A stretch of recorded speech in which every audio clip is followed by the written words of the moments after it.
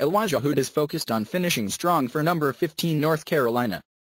The junior has 2 straight 100-yard rushing performances entering Thursday night's rivalry game at Duke, a sign he is healthy after missing the game due to an apparent concussion that had followed a slower-than-expected start to the season. "It's good to see him running like a, 34 we know," quarterback Mitch Trubisky said. Hood was the Atlantic Coast Conference's number 3 rusher last year with 1,463 yards and 17 touchdowns for the Tar Heels, 7-2, 5-1 ACC, averaging 104.5 yards per game. He is a physical runner unafraid of contact. But he got off to a slow start by averaging 61.5 yards through his first 6 appearances, and also sat out UNC's 34-3 loss to Virginia Tech played in the driving rain of Hurricane Matthew.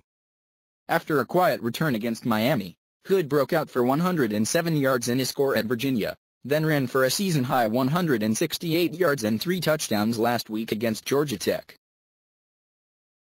"I feel more explosive, I think, just quicker, so that definitely helps when you try to run the ball," Hood said. "I felt like I hit the holes a lot quicker this week. Whenever I try to get my momentum moving that much faster, I'm able to get more yards just per carry." The Tar Heels are trying to stay with the Hokies atop the league's Coastal Division, though they need Virginia Tech to lose once to be back in control of their own destiny. The Blue Devils, 3-6, 0-5, are flirting with their first winless season in ACC play since 2007 after winning at least 6 games in 4 straight bowl seasons. The past 2 losses have both come by 3 points, including last weekend's 24-21 loss to the Hokies that included having a blocked field goal returned for a touchdown. "We are 3-6 for a reason, you have to look at why," Duke coach David Cutcliffe said. "But you don't whine or you don't complain. You just pick the things to work on. You pick the things you believe are going to make a difference." Some other things to know about Thursday's UNC-Duke game. Trubisky in charge. Trubisky ranks as one of the national leaders in completion percentage, passing efficiency, and average passing yardage for UNC. "He manages every aspect of their game," Cutcliffe said. "There's not a throw he can't make." QB pressure. The Blue Devils rank among the ACC leaders in sacks, 27, so their defensive front will need to get some pressure on Trubisky. Meanwhile, the Tar Heels rank near the bottom of the league with 18 sacks and have had games where they struggled to get pressure on the passer. They're facing a quarterback in Daniel Jones who has run for 169 yards in the past 2 games. Short turnaround, the teams had to cram in a week's worth of game prep along with treatment of nagging injuries into a 5-day schedule following last weekend's games.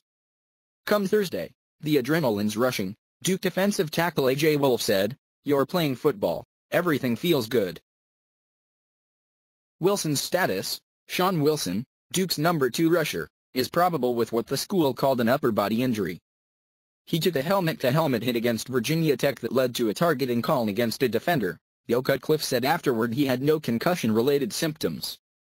Wilson has run for 449 yards and 3 touchdowns.